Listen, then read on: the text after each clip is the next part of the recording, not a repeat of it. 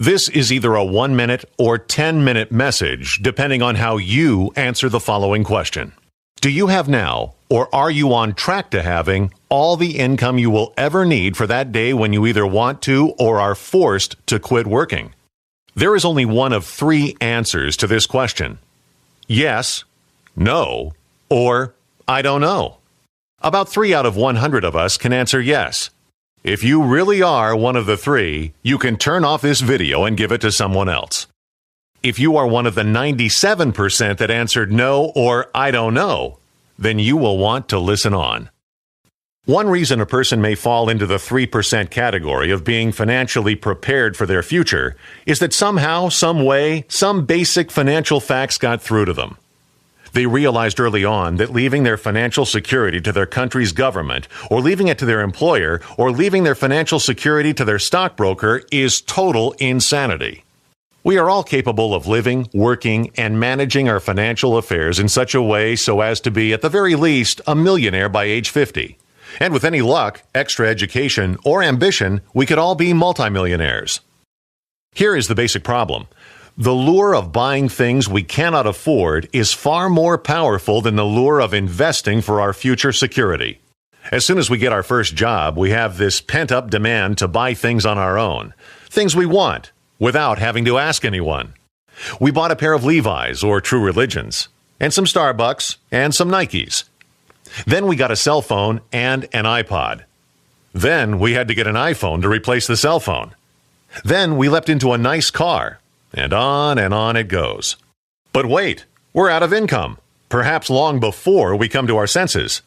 Perhaps even before the Nikes or the iPhone. So how do we live the North American dream now? Of course, we buy on credit. So we borrow. And the cool thing about borrowing is that we get to live the high life for as long as the party continues. We live the life so long we start to believe and expect that it is our life. But it's not our life. Not really. For the interest or rent we pay on a borrowed life adds up. And it adds up geometrically. It breeds like a virus until the infestation overtakes us and we cannot pay the piper anymore. And then life hits us square in the gut when we least expect it. And we're left scrambling to survive circumstances often outside of our control. The company that's employed us for the past 10 or 20 years unexpectedly shuts down. Or a family member becomes critically ill or injured, and we're faced with medical bills mounting up in the tens of thousands. Death, divorce, recession, natural disasters, and dozens of other unexpected life events lurk in the shadows, yet we continue to live the fantasy life, completely unprepared. Most of us have been there. Some of us have fought for our financial freedom. Here are some principles the freedom fighters have adopted as truth. Whatever expectation you have placed on the government to take care of you financially in any way, whether through income or health care, forget about it. Social Security, Medicare, and Medicaid will certainly be unrecognizable if they exist then at all. The U.S. will no longer be a superpower in our world economy. Go east. Think China and India.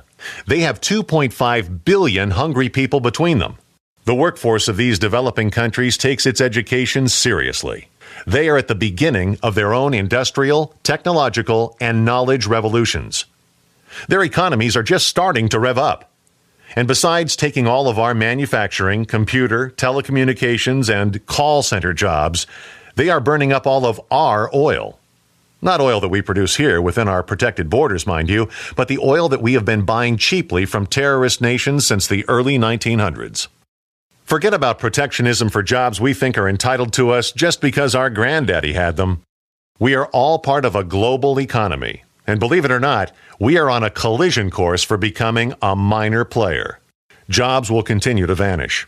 Companies will continue to morph into unrecognizable entities, and entire industries will either become obsolete or jump a plane for Bangladesh, never to be seen in the likes of Seattle or Toronto again. Whatever confidence you have placed in your company or your product or your industry, open your eyes and ears. Nothing is sacred or guaranteed anymore.